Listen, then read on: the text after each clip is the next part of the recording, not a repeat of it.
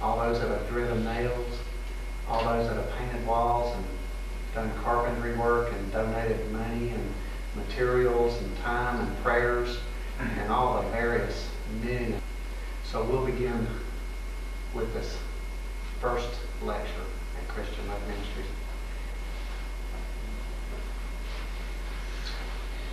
In 1 Corinthians 10:13, it says, "There hath no temptation taken you, but such as is common to man. But God is faithful, who will not permit you to be tempted above that ye are able, but will with the temptation also make the way to escape, that ye may be able to bear it." We all believe that we're unique, don't we? Do you feel like that you're the only one like you? Most of us do think that I'm an individual and there's nobody else like me. Nobody going through what I'm going through. Nobody got the same problems I have. Do you feel that way too?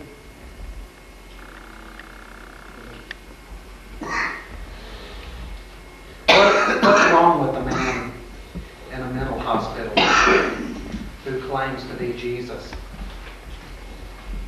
And what's wrong with the boy in reform school who stole 38 cars? And what's wrong with the woman who has continuous crippling migraine headaches? Or what's wrong with the child who refuses to learn in school and pitches continual temper tantrums? Or what's wrong with the bus driver who goes berserk and drives his busload of passengers 50 miles away from their destination, madly careening down a mountain road, scaring everybody to death? Or what's wrong with the alcoholic or the drug addict who's wallowing in his own or her own vomit? Sick, pitiful, and without hope. Do these people suffer from several unique psychological problems, or is there one common problem that they all share?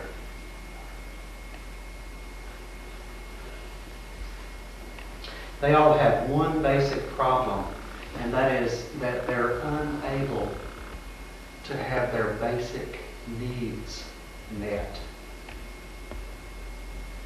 And that's what they're attempting to do through these various types of behavior.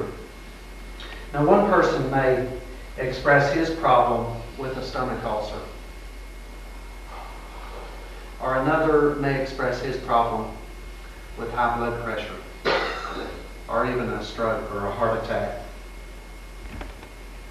Or another one may express his problem with a fear to enter into an elevator. Or another one may express his problem by drinking himself into oblivion. But whatever the surface symptom is, it disappears when the person's needs are met and successfully fulfilled. No matter how irrational or bizarre a person's behavior may be, it has meaning and validity to them.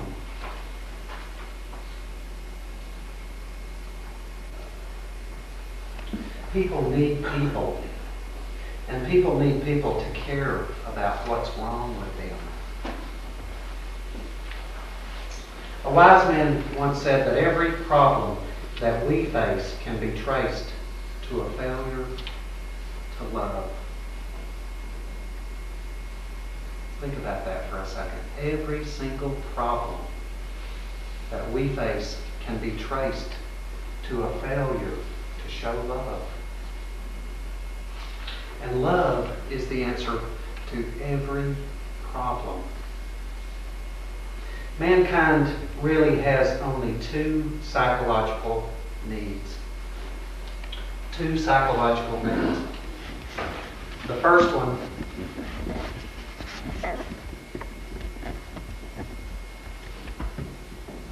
is the need to love. In every one of our lives, we need to show love. And along with this, we also have the need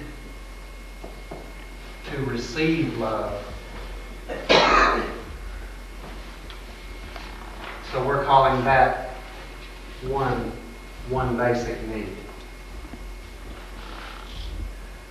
The second basic need that all humans have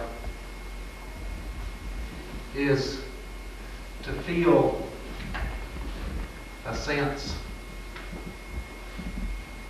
of worth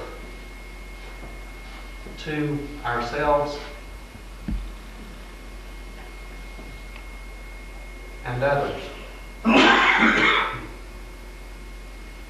Simple, isn't it? We've got to have a sense of being worth something. I need to feel like I'm worth something. And not only worth something to myself, but worth something to others. We need to feel we're worthwhile to ourselves and to others. Now, we're all here tonight because we're in need in one way or another. And we're here wanting to get our needs met. Now, it's my privilege to welcome each person who's here tonight in Father's house. And I do welcome you sincerely, every one of you. Now, it's a facility that's dedicated to one thing, and that's meeting the needs in people's lives. We get a lot of opportunities to do that. And I'm thankful for every opportunity that comes our way to help meet a need in somebody's life. But it's a facility that is dedicated to love. Because God is love. At our open house celebration, that's what we dedicated the building to love. In 1 John 4:7 and 8 it says, "Beloved, let us love one another, for love is of God. And every one that loveth is born of God, and knoweth God. He that loveth not, knoweth not God, for God is love." Now, you may be here tonight because you need healing.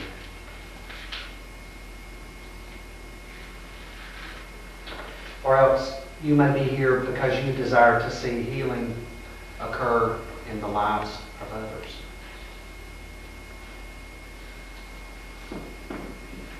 Science is dedicated to healing. It's dedicated to healing the sick and also healing the needs of society as we know it. That's what science is really all about. All true scientific research is merely an organized effort to learn the laws of God and how they operate. Had you ever thought about that? Why do we want to go to the moon? It's not just to see what's up there.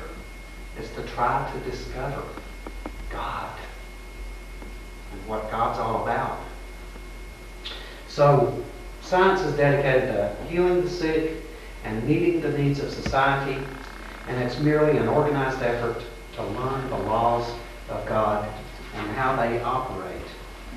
On the one sheet that has the word wisdom at the top, see down toward the bottom of the page where it says definition, law.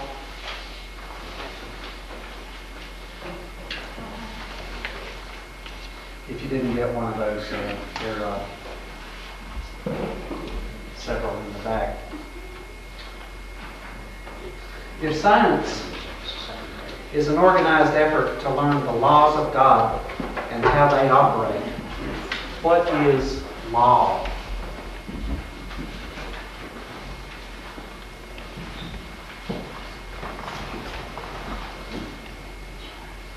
Law.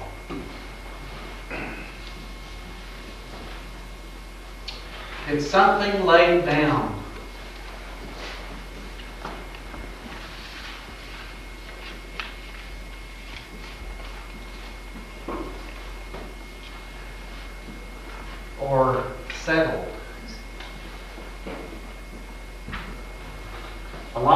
something that's been laid down or settled.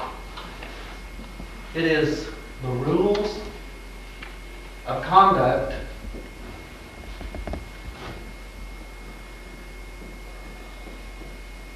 established and enforced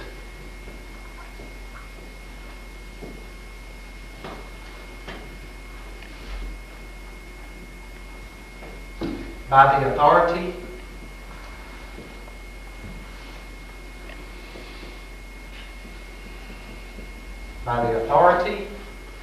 legislation,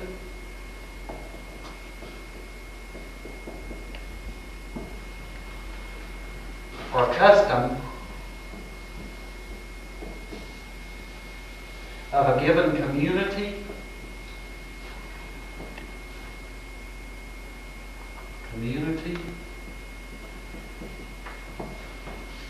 state,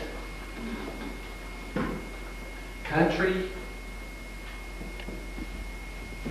or a group.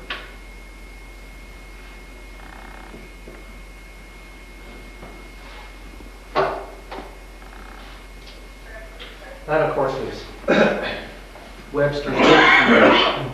Webster's definition. Something laid down or settled. Rules of conduct established and enforced by the authority, legislation, or custom of a given community, state, country, or group.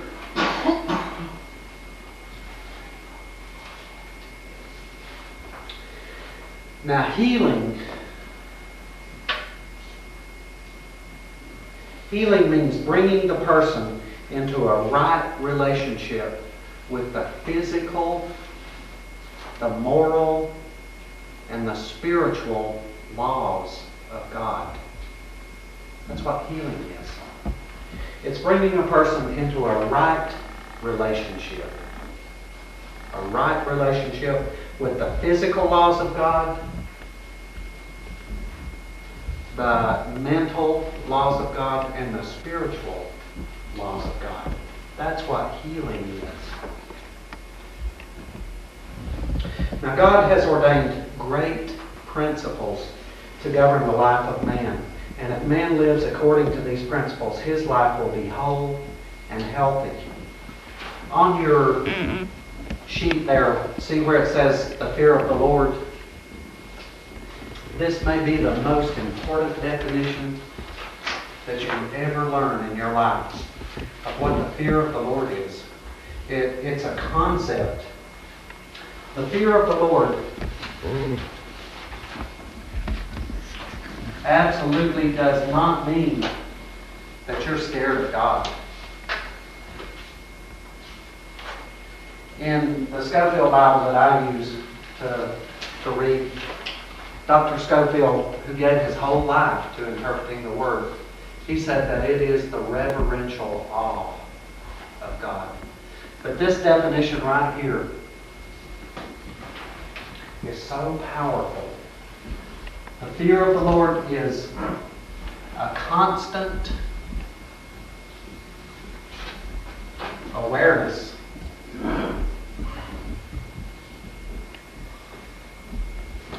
that God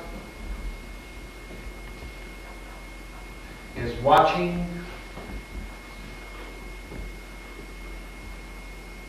everything we think, do, and say, and He's either rewarding or punishing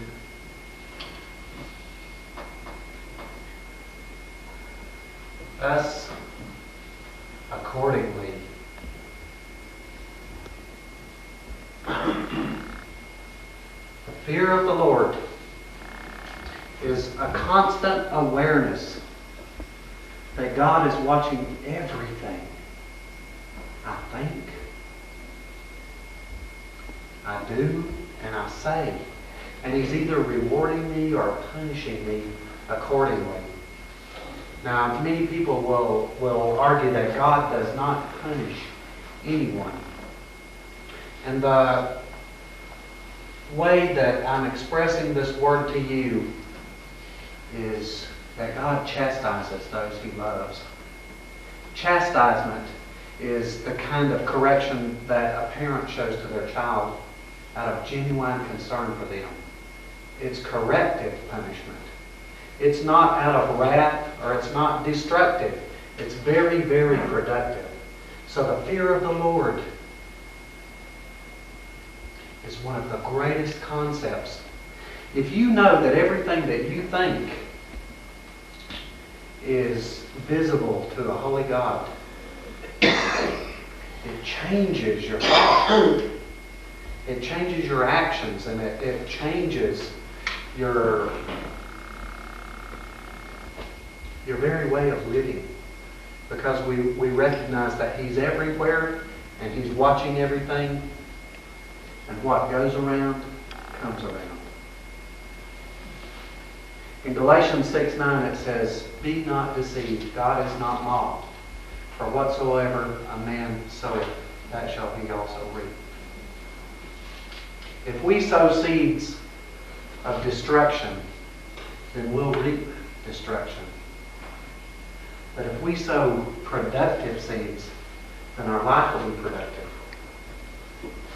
So God, He's ordained the principles that govern the life of man. And if we live according to those principles, then our life will be whole and healthy. And yet if we violate those principles, those laws of God, we become sick. And we find ourselves in need of healing. Now we need wisdom to understand what these principles are.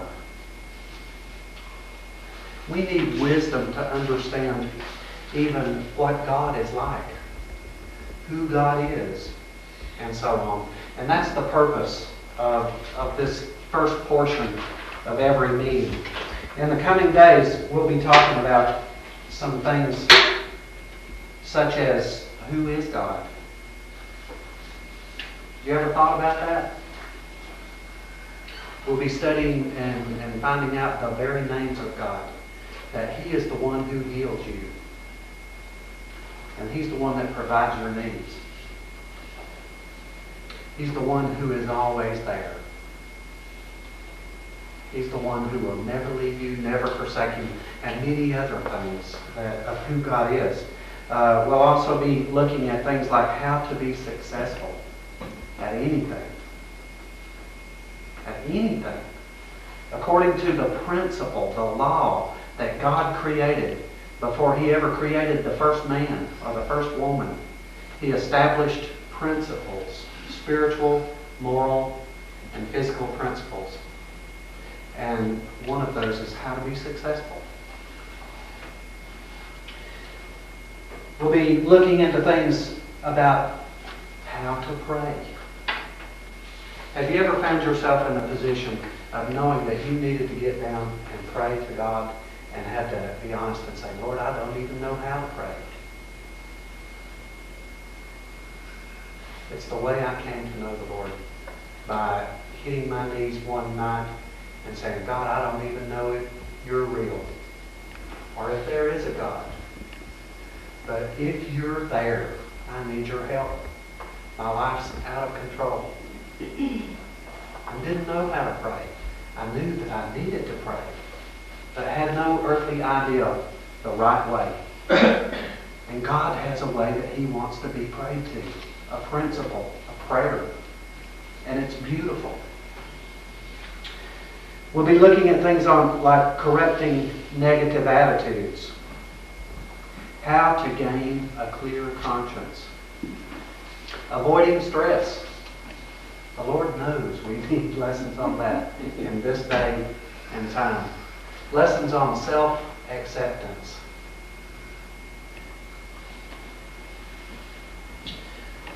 Why must we suffer? You suffer every day. just the same as I do, and everybody else does. And so many times we say, why? And we'll see why. That God established the principle of suffering. What it's all about, what we're supposed to gain from it. We'll look at how to overcome bitterness. I spent my whole day Sunday with a lady after church who is consumed by bitterness. Can't sleep at night. Broken out in hives all the way around. And bitterness is consuming her life, and she doesn't know how to get out of it. And there are 7 basic steps that God says, if you'll do these things, you'll conquer your bitterness. And we'll be looking at those on down the road. Responding correctly to authority. How many of you would say, lightheartedly, I'm a rebel. I always have been a rebel. And being a rebel is not that bad. I said that my whole life. My parents always said it about me. He was just a rebel. And rebellion is the most destructive thing that we can allow to be in our lives. Rebellion against authority. Everybody just wants to stand up and say, you can't tell me what to do. You can't tell me how to act. I refuse to obey. I'm on jury duty this week, and that's why. All those 130 people are down there because of rebellion against authority. And why do they do it? What's the proper way to submit to authority? How do you find freedom from moral impurity? What is God's principle of forgiveness? What does God expect of you as far as restitution goes? How do you deal with anger? What is God's principle of illness? How come people have to get sick? What does God expect us to gain from being sick? What does the Lord want us to understand about marriage and divorce? What did Jesus himself teach about divorce? What is the principle of marriage? What about Satan and demons and evil spirits? During these days, have you noticed an increase in demon activity? It just blows my mind how many hobgoblins there are hanging in the trees, and how many stuffed scarecrows and things there are hanging out of a tree. You know, it's just gory looking. But it also blows my mind to talk to somebody from the landfill and find out that dogs are disappearing up here in Marble, and they find them with their hearts cut out and every ounce of blood gone out of that animal's body.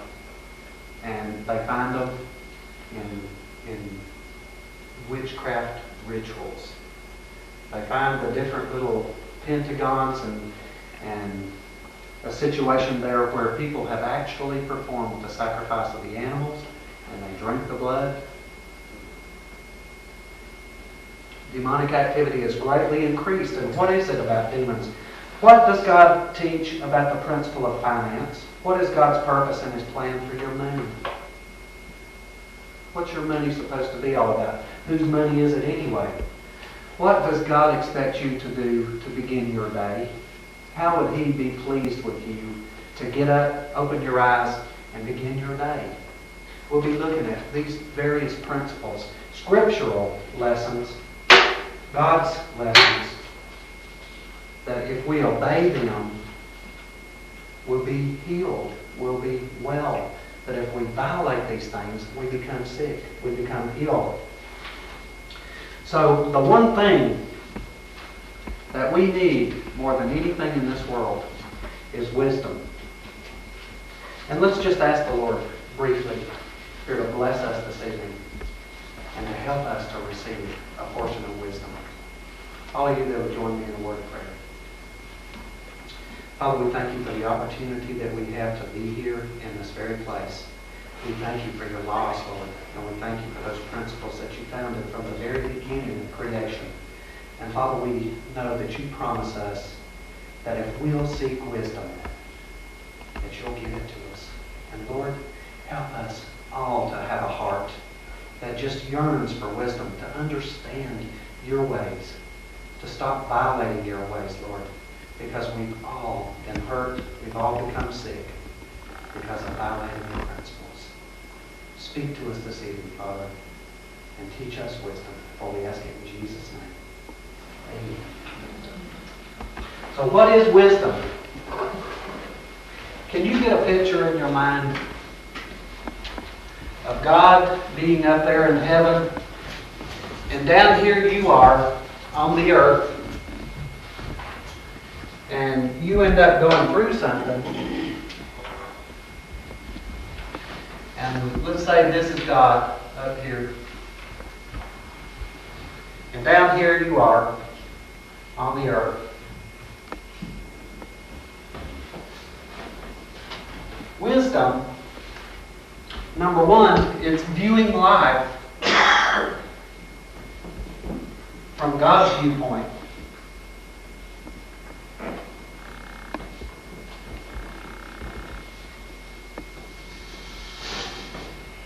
Viewing life from God's viewpoint. You say, here I am, Heavenly Father, I'm suffering and I'm going through this trial, and how do you see it? When you start looking at it this way, you're beginning to know a little bit of wisdom. Now, life has many problems, and when you begin to have wisdom, you begin tracing problems to violating God's principles.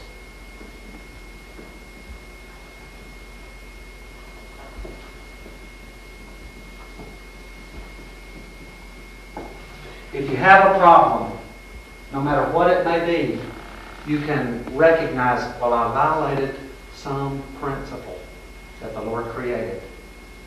And when you start looking at it that way, you're beginning to be wise. Now, wisdom is also realizing that life has intricate cause and effect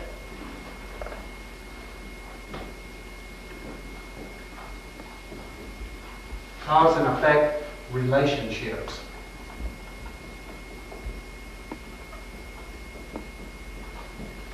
It's like, if I come up and I hurt your feelings, that's going to cause you to put your guard up. And it'll put a wall between us. It's a cause and effect relationship.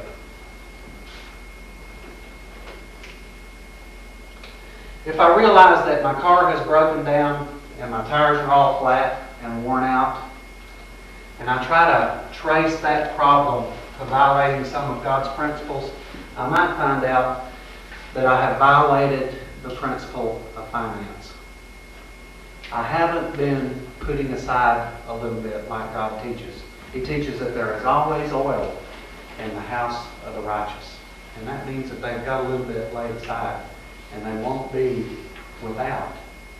Or I might be violating the principle of giving God His portion back. You know, if He blesses you with something, the Lord really does expect the first part of that back. And the traditional gift is the tenth, the tithe. And tithing is still a principle that God created in the beginning. And people will argue all day long, we don't have to anymore, because that was the old days. But it's a principle that God created. So that's what wisdom is. Looking at life from God's viewpoint. And that's what we need to start doing. Saying, how does He see this? Now, in Proverbs 9:10, it says, the fear of the Lord is the beginning of wisdom. Realizing that God's watching everything I think, do, and say, and He's either rewarding me or punishing me accordingly, is the beginning of wisdom. When I first start seeing it that way. And it says, and the knowledge of the Holy, or the Holy One, is understanding. So down there at the bottom of the page where it says understanding, what is understanding? It's gaining knowledge of God.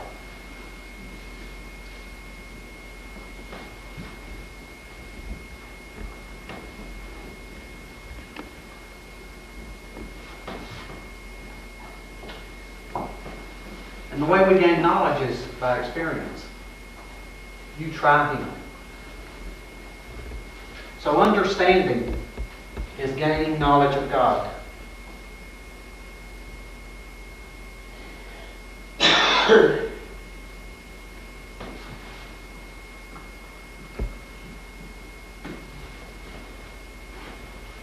Down there at the bottom of the page, Proverbs 4:7 says, "Wisdom is the principal or the most important thing. Therefore get wisdom. And with all thy getting, get understanding." Both of them go hand in hand, wisdom and understanding. Now, the second definition of what understanding is responding to situations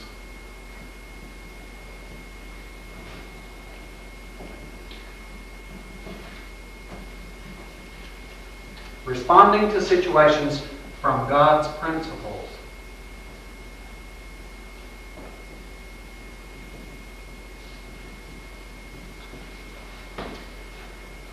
If I realize that God's created a principle of responsibility, and I'm responsible for every thought I have, every word I speak, every attitude I have, every action I take, and every motive that's within me, and I go ahead and I say words that are wrong, I'm violating the principle of responsibility.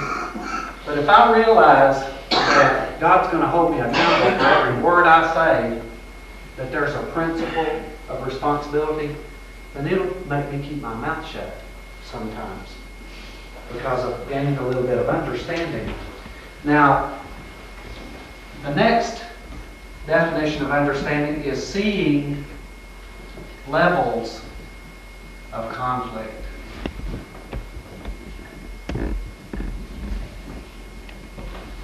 Seeing levels of conflict. On the next page there, the one with the picture of the tree on there, that's what this is talking about. Levels of conflict.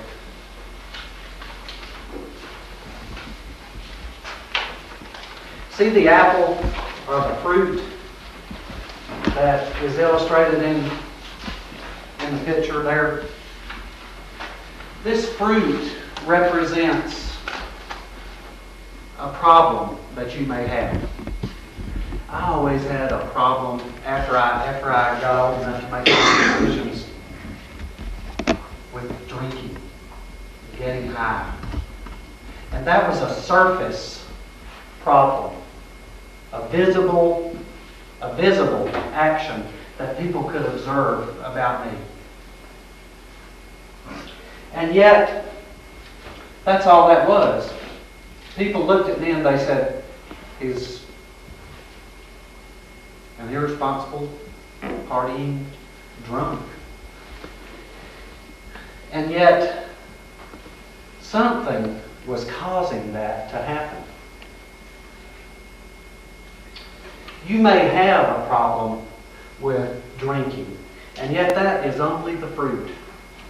The problem is all the way down here at the root.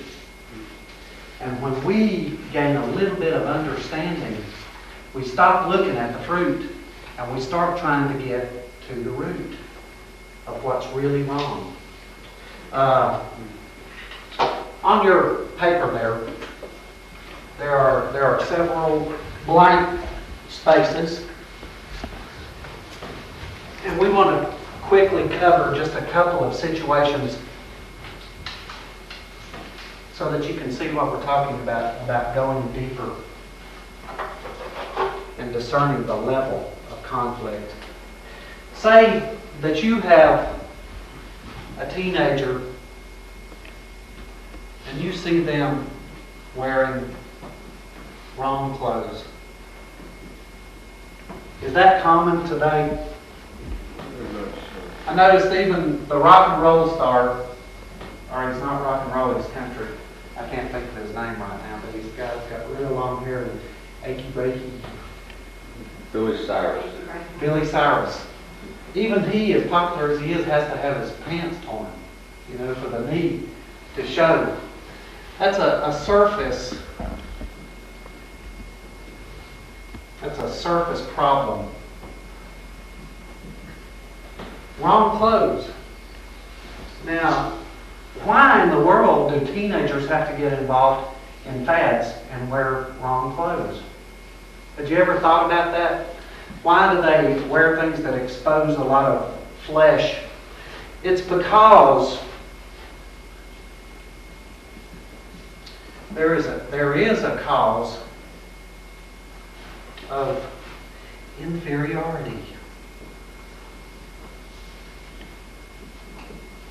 They feel inferior to others, and they're looking for identity.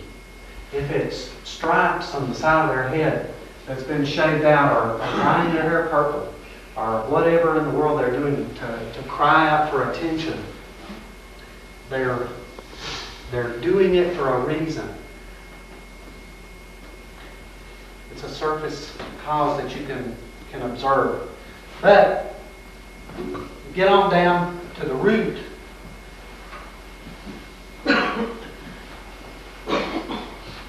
And it may very well be that this child is suffering from one of the three roots there is: bitterness. A root problem, bitterness. They may be so angry at their mom or their dad that they slash their clothes. Or it could be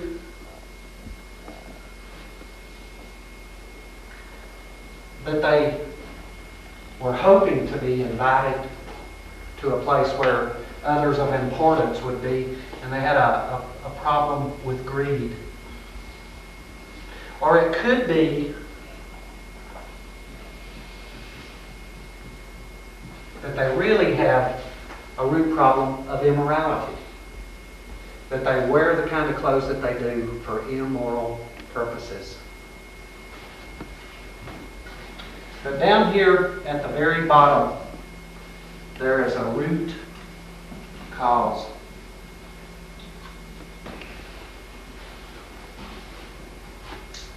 And we'll cover that in a minute. Say a person has bad habits.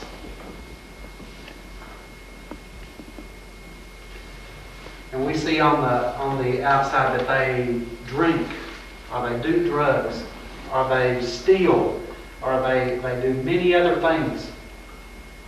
There is a surface cause that they have guilt in their life, and they're responding to guilt.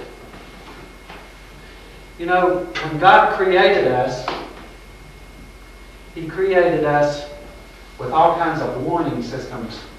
There's one for our body, and one for our spirit, and one for our soul. Guilt is a warning system that says, hey spirit, you're suffering damage. And if you don't stop, your spirit's going to be hurt.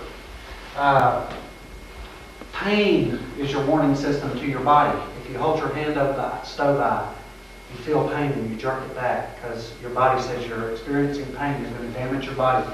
And guilt is a warning system to us. If we experience guilt, you've got to respond to it. And so many times, I drank to get numb, to forget and deal with my guilt, to justify my actions, because I couldn't do the right thing, which would be to go to somebody and confess to them, I did you wrong, and will you forgive me? There may be a person who on the surface, F-A-N-I-T-Y, they have a problem with profanity. I know many young people who go through that problem. There's a surface cause of fear or worry. Fear of not being accepted. Worried that they're not macho enough, so they start using all kinds of profanity. It may be that they are an immoral person or that they're a bitter person. Dishonesty.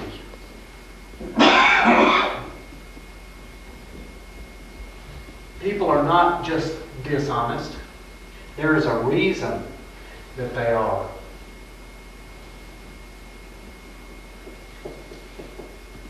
I think of the people, especially the major drug dealers, who couldn't make a living the right way. And so they insisted on going ahead and breaking the law, rebelling against authority, and making it anyway. I know Charles Machan. His root problem was bitterness, because his high school teacher met him at the school bus every morning and said, "You'll never go anywhere.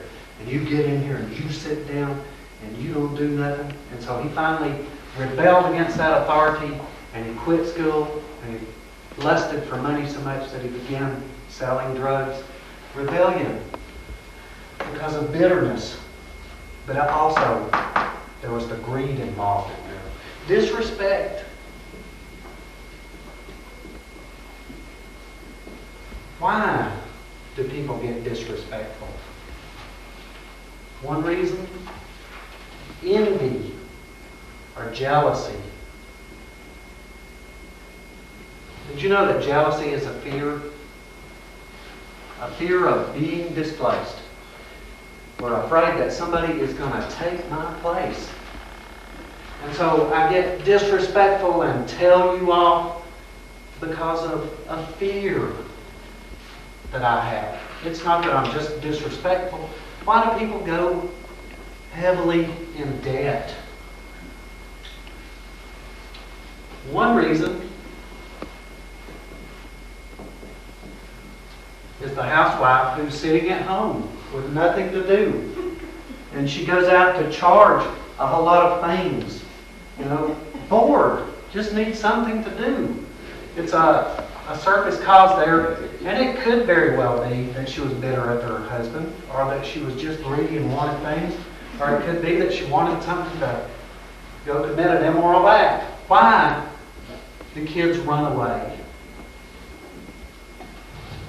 Why? It seems so crazy.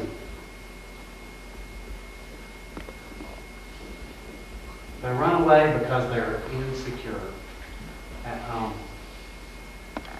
They feel like they don't have a future. They live in fear. And because of insecurity, they take off.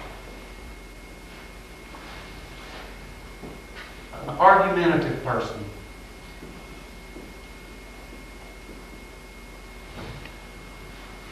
Why do they do that? Because of frustration. To get their needs met, they can't do it, so they argue for it. And it could be because of either bitterness, greed, or immorality. Now, why in the world do people come up and flatter you sometimes? The Bible says that if somebody flatters you, they cast a net before your feet. And they're getting ready to trap you. Going to spring that net and capture you. A lot of times it's because of anger. Because they're angry at themselves, or angry at you, or angry at somebody else. They flatter you, and then they trap you because they were angry. And the reason they were angry is because of a root of bitterness, or greed, or immorality.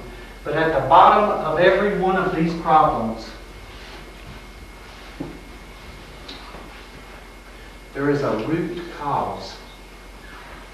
And when you start tracing your problems here through these surface causes on down to the root problems there of greed, immorality, and bitterness, and another wise man said that all these stemmed off of two other branches, which is fear and anger. You get to the root. And the root cause is always this: resisting God's grace.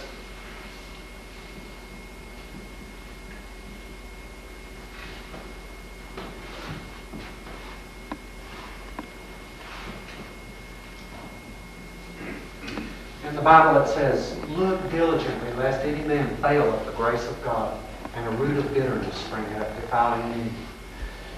When we resist God's grace, that means that we resist God's desire and the power to do His will. Did you know that God put a desire in you to do right, to do His will? And that when you resist His grace, you resisted that desire to do His will. But not only does He give you the desire to do His will, He gives you the power to carry it out. Instead of dressing in all these rebellious, wrong clothes and wearing my daddy's bell-bottom pants and a flag shirt and things like that, so I would feel accepted, I could have felt secure with my own identity, but I chose to resist that. I knew that I was acceptable, but I went ahead and resisted God's grace anyway. Now, another root cause is violating scriptural principles.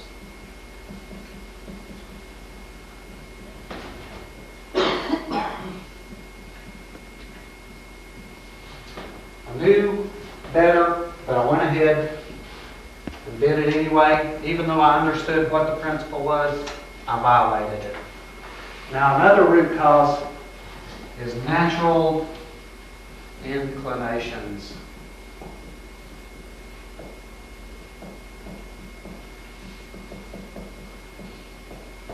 Many times your gut feeling will get you in trouble.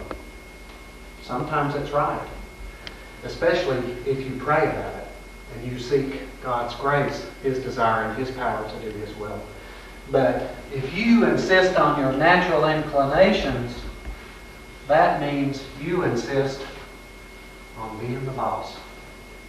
And when you have done that, you've done this right here.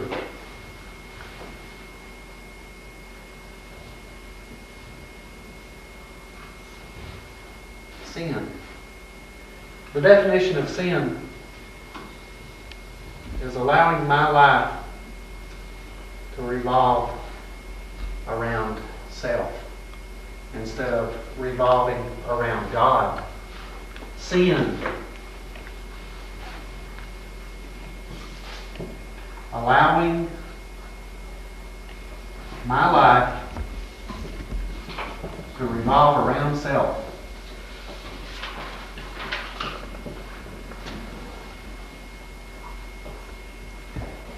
Instead of around God.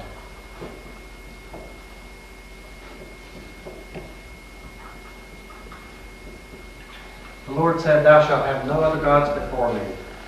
And yet people make gods out of everything in the world these days. They allow their life to revolve around self. And that's what sin is. The other reason is pride. Have you ever thought about what pride is? Pride is reserving for myself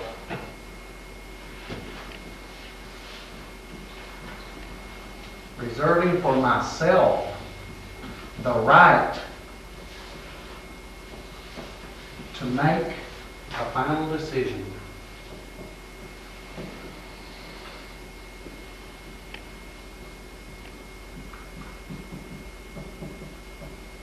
Pride.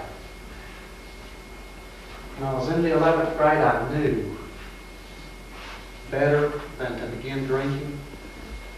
But I had a friend, an older friend, that drank. The pressure that he put on me to drink while we would double date caused me to make this decision. I'm going to reserve myself the right to make the final decision. My parents would tell me to be in early, but I demanded the right to make the final decision, and I would stay out late. I allowed my life to revolve around self instead of around God. I've been brought up in church and knew right from wrong. that chose to reserve for myself the right to make the final decision. And that is at the root of every problem. Resisting God's grace because He gives you the ability, the power, and the desire. Violating these scriptural principles, once you find out what they are, you're accountable to do them. Or going along with my natural inclinations, being the boss. Sin is the reason, and pride.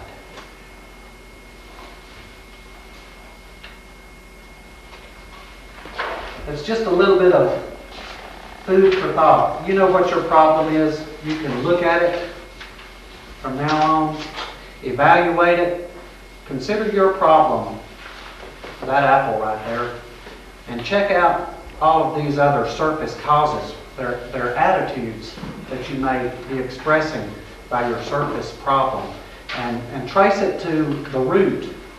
You can trace your problem to one of these three areas: bitterness, greed, or immorality.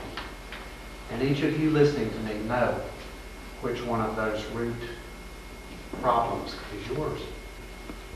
And once you know what that is, trace it on down to the root cause, which is always one of these situations. I hope and pray that you've got a little something out of this first lecture, and that you'll feel led to come back. I appreciate your attention, and the Lord bless you.